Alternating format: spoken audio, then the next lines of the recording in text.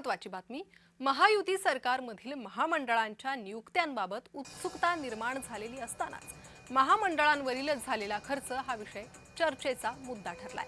महाराष्ट्र सरकारची जवळपास 91 महामंडळं असून त्यांच्या मार्फत झालेल्या खर्चामुळे जवळपास 49,000 कोटींचा बोजा सरकारवर पडल्याचं सांगण्यात येत आहे. 49,000 कोटींची ही आकडेवारी 2022 पर्यंतचीच असल्याचं सांगण्यात येत आहे.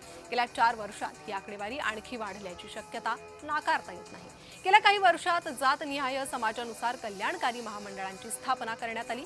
या मंडळांमार्फत त्या समाजवर्गासाठी आर्थिक सबलीकरणाचे कार्यक्रम राबवले जातात. ज्या आमदारांना मंत्रिपद मिळत नाहीत ते आमदार किंवा लोकप्रतिनिधी महामंडळं मिळवण्याच्या प्रयत्नात असतात असं सांगितलं जातं. पण महामंडळांकडून होणारा आर्थिक खर्च ही सरकारसाठी मोठी डोकेदुखीची बाब ठरलेली आहे. त्या महामंडळामध्ये त्यांना त्यांचे इप्सित साध्य त्यांचं जे आहे हे साध्य करता येत.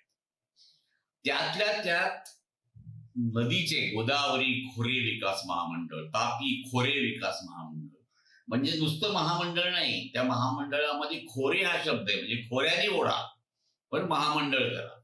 अशा पद्धतीने महामंडळ करून जवळपास 41,000 कोटी रुपयाचा तोटा या महामंडळांना या महायुतीच्या काळामध्ये झाला.